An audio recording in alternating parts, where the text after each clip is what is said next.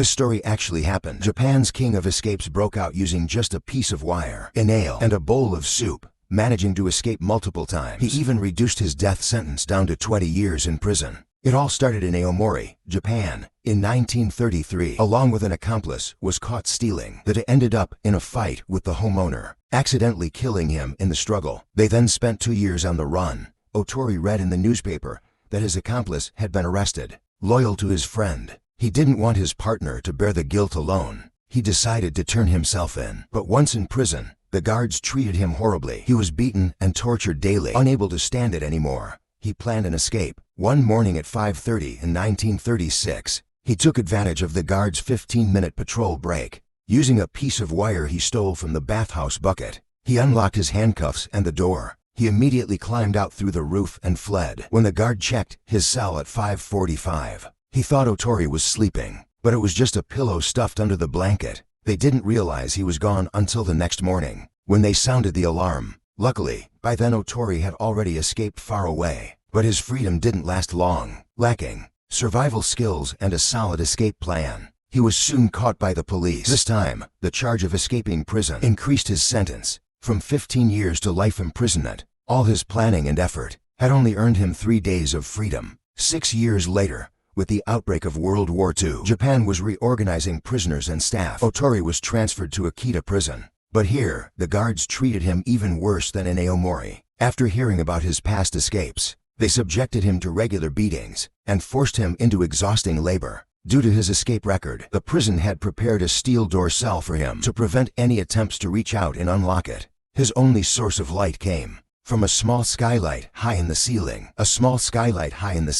The walls were lined with smooth copper plates to prevent Otori from climbing and escaping. He was even forced to sleep on the floor with handcuffs on. He wasn't given a mattress or blanket. Despite the constant mistreatment, one of the guard captains, Kobayashi, was kind to him. He never laid a hand on Otori and would occasionally check on him. Kobayashi was the only guard Otori had any good feelings toward. On the stormy night of June 15, 1943, a guard on patrol noticed Otori was missing from his cell. They went in to check and found the skylight in the ceiling open. Apparently, regular handcuffs were no obstacle for Otori. After the guard finished his patrol, Otori would unlock his cuffs, brace his palms and feet against the smooth copper walls, and inch his way up to open the skylight and escape. To climb up these slippery copper walls, he used a nail to scrape the skin on his palms and the soles of his feet, giving them more grip. This prevented him from slipping and falling as he climbed. The first time he climbed up, he discovered that the skylight frame was made of wood and was already beginning to rot. He unexpectedly discovered that the skylight frame was made of wood and it had already started showing signs of rot. From that day on, he would shake the skylight a little whenever he had the chance, loosening it gradually over time. Then he waited for another stormy night to use the sound of rain to cover the noise of finally opening, and just like that, he escaped from prison again. 3 months later, on September 18th, Captain Kobayashi was surprised to hear a knock at his door. He opened it, only to find the escapee, Otori, standing there. His previous escapes were due to the guards' brutal treatment. Kobayashi was the only one he trusted. Otori hoped Kobayashi would join him in a grand plan. Otori said he would turn himself in and submit to the Ministry of Justice. He hoped it would bring reform and restore prisoners' human rights. Kobayashi hesitated for a few seconds, then invited Otori inside, offering him food and water. When Kobayashi went to the bathroom, he secretly called the police. Otori was arrested once again, and his so-called plan disappeared. This time he swore he would never trust law enforcement again. For his 2 escapes, the court symbolically added 3 more years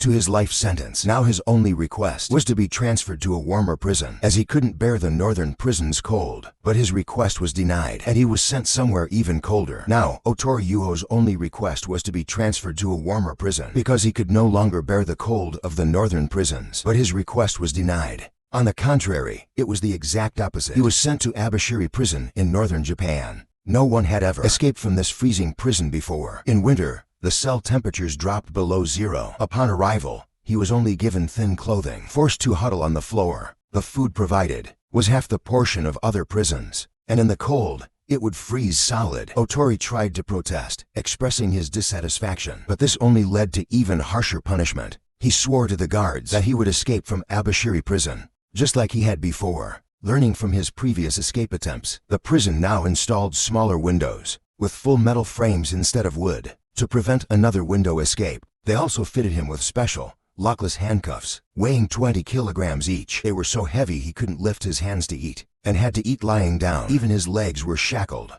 Bathing was not allowed here, and he had to relieve himself in his cell. Over time, his hands and feet became covered in sores. This brutal treatment only strengthened his resolve to escape. But that winter, nothing seemed to happen. Then, one night in August 1944, a guard on patrol found Otori's cell empty. He had finally made good on his promise to escape.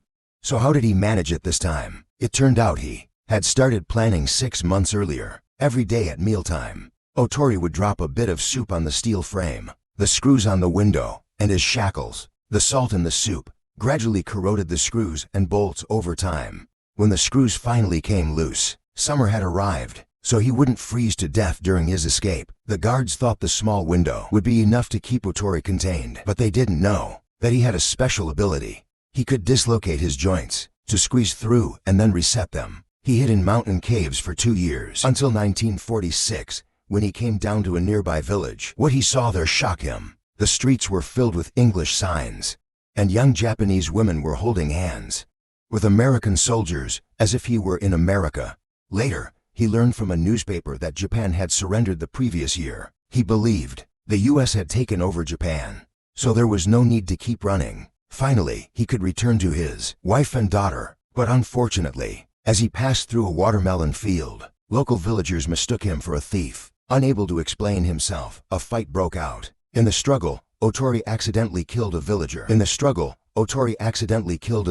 December 15, 1946, he was arrested and imprisoned again. He was sentenced to death for escape and murder. In 1947, he was transferred to Sapporo prison to await execution. To ensure he wouldn't escape this time, he was guarded 24/7 by 6 armed guards on rotation. Lessons learned from his previous escapes were applied. All reinforced doors and windows, including the skylight, were smaller than his head. The windows and doors were built as a single unit, without a single screw or bolt. No matter how much he twisted or contorted, there was no way for him to escape. The 6 guards were so confident, they didn't even put him in handcuffs. Now 40 years old, Otori's physical condition was starting to decline, and escape seemed nearly impossible. To be absolutely certain, guards inspected Otori's cell window daily. They found no issues, but they noticed a strange habit. Recently, Otori had been acting oddly. He was always seen staring at the ceiling. At first, they thought he was simply dreaming of escape, gazing longingly at the skylight. From that day on, the skylight became a focal point of their inspections. Then, one morning, as the guards came to wake Otori up, there was no response. Frustrated, the guard decided to storm in and teach him a lesson. They found Otori had disappeared again. The guard's first instinct was to check the skylight, then the door and windows, but there were no signs of tampering. So how had he managed to escape this time? It turned out that he had been staring at the skylight. To divert the guard's attention, he was working on the floor. Otori had secretly hidden a metal piece, hammering it with a nail to create a ruler-like shape, turning it into a saw. He then sawed through a wooden board under his mattress, placing the board under the blanket to mimic his body sleeping. He was hiding under the floor, digging his way out. Using his food bowl and spoon, he piled the dirt he dug up into the gaps between the floor and ground. Eventually, he managed to escape once again. Life on the run wasn't easy for him. In 1948, Otori was resting on a roadside bench when a policeman happened to sit next to him, smoking. The officer had no idea this was the infamous Otori Yuho, and the two started chatting. However, Otori remained cautious of the police. Suddenly, the policeman offered Otori a cigarette. Otori was stunned for a few seconds, as cigarettes were an expensive luxury in Japan at the time. He had endured years of abuse